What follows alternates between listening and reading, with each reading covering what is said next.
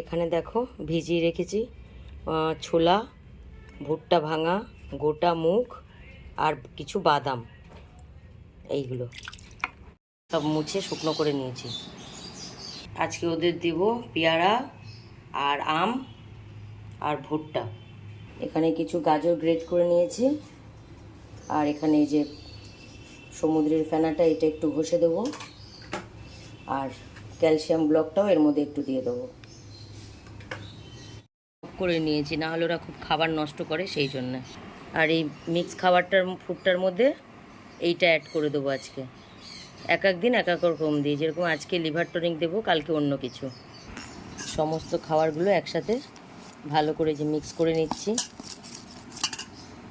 খাবার বাড়া আমার রেডি হয়ে গেছে, এবার দেওয়ার পালা। এই থালাটা আমার সানকুনোরের। থালা দুটোতে একটু বেশি খাওয়ার, কারণ যাদের বাচ্চা আছে লাভবাদ, এটা তাদের জন্য, মা আর বাচ্চাদের জন্য। কালো কালো প্লেটটা আমার চুনিয়াদের জন্য। এই যে আজকে টোটাল সবার খাবার সকালের করে দিয়েছে। এই যে সবাই খাওয়া শুরু করেছে।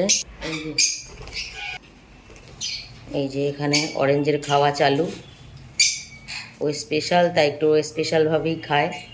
এই যে আমার বদমাশগুলোও খাচ্ছে। আর ডিস্টার্ব করবো না, এবার ওরা খাক, আমি চলে যাই